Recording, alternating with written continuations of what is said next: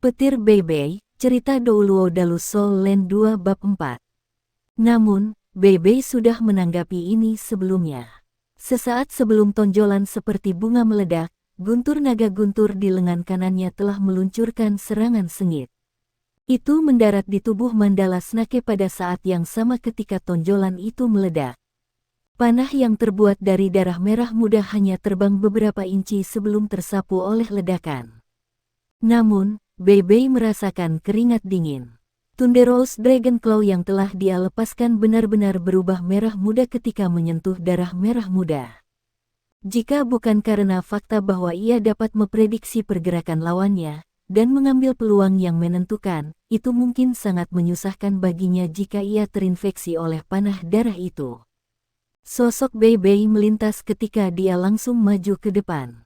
Kali ini, Mandala Snake 1000 tahun tidak memiliki langkah balasan. Itu secara akurat diambil oleh cakar kanan Beibei ketika itu hanya 7 inci darinya. Itu masih berusaha menggunakan tubuhnya untuk membungkus Beibei, tetapi langsung kehilangan kesadaran setelah disambar petir yang mengerikan dari Thunderbolt yang kuat Beibei. Mandala Snake yang berumur ribuan tahun dikenal luas karena tubuh tirani dan kecepatannya yang seperti kilat. Namun, begitu jatuh ke tangan Beibei, yang memiliki roh bela diri yang sangat kuat, kekuatan pertahanannya tidak layak disebutkan sama sekali.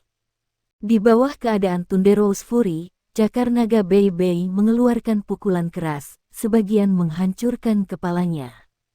Tulang-tulangnya seolah-olah bisa dihancurkan kapan saja. Xiaoya, Beibei meraung rendah. Tangya tentu saja tidak akan melepaskan kesempatan yang bagus. Membawa Huo Yuhao, dia dengan cepat mendekati Mandala Snake. Sebuah pisau lempar sepanjang setengah kaki muncul di tangannya, yang kemudian ia lemparkan langsung ke mulut Mandala Snake yang Beibei jepit terbuka, mengakhiri kehidupan Mandala Snake yang berumur ribuan tahun.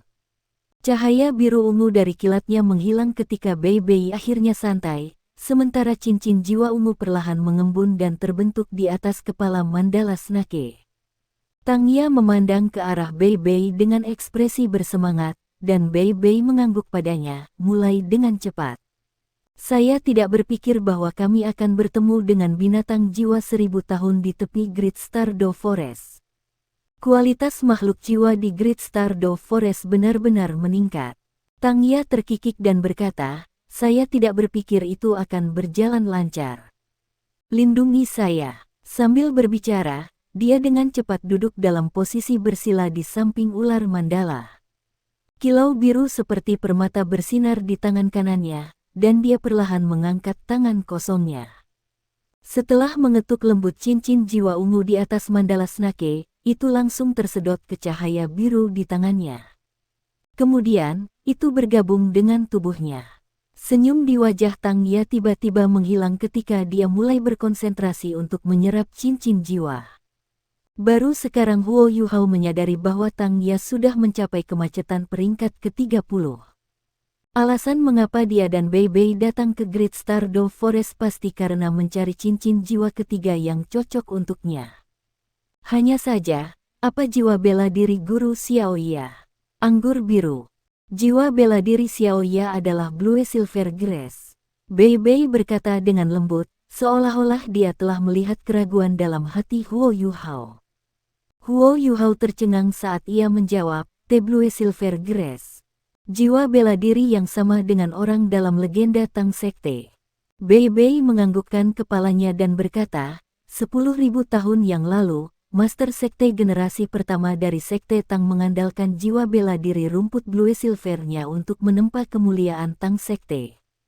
Setelah itu, ia menjadi dewa dan pergi. Namun, dia tidak meninggalkan keturunan di Sekte Tang.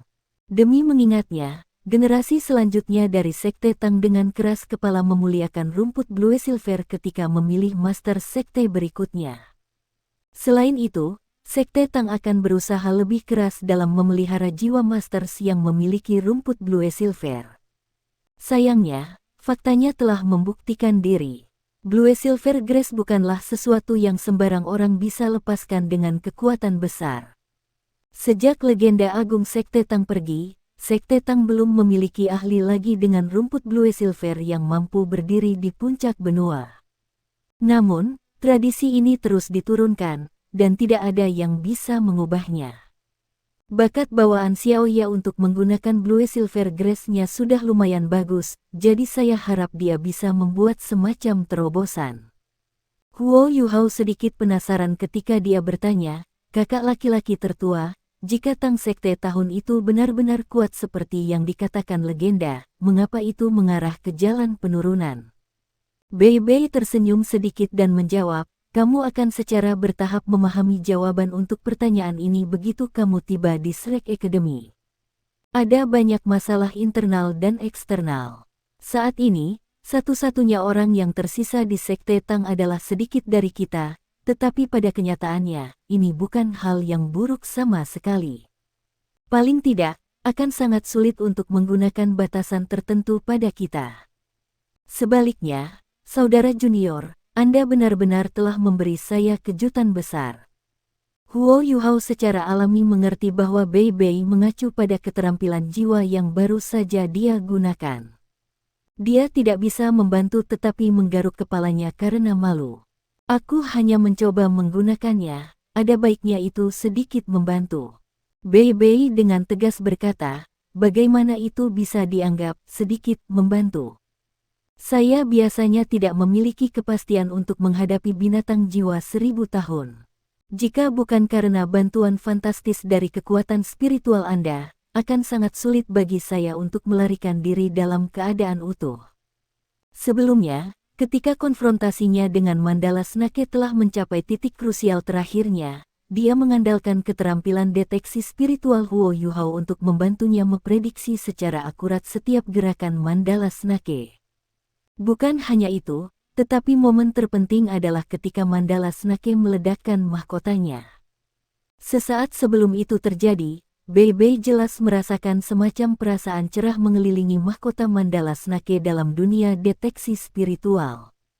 Dia tidak bisa melihatnya dengan matanya sama sekali. Ini semua berasal dari perasaan yang dia rasakan dari dunia 3 dimensi deteksi spiritual Huo Yuhao. Karena hal ini, dia dapat langsung bereaksi secara tidak sadar.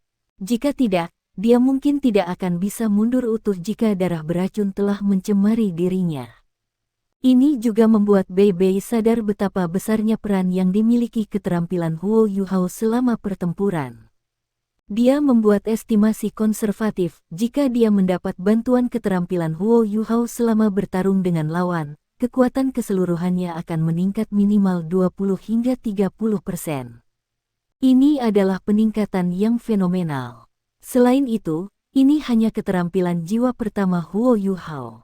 Huo Yuhao masih memiliki rasa takut yang masih melekat di hatinya ketika dia berkata, ular itu benar-benar terlalu ganas. Kakak senior tertua, makhluk buas apa itu? Bei Bei menjawab, ini disebut ular mandala, dan toksisitasnya sangat kuat. Tidak hanya memiliki efek mematikan, tetapi juga memiliki efek destruktif yang kuat terhadap kondisi mental seseorang. Itu adalah salah satu eksistensi yang paling menakutkan di antara makhluk-makhluk jiwa tipe racun. Tubuhnya sangat tangguh, dan bilah biasa akan mengalami kesulitan melukainya. Satu-satunya kelemahan adalah mulut dan matanya. Namun, ular mandala akan selalu melindungi keduanya dengan sangat baik. Selain itu, kecepatannya sangat cepat. Namun, bagian paling menakutkan dari ular ini adalah serangannya. Begitu ia dengan jelas mengidentifikasi lawannya, ia jarang menyerah.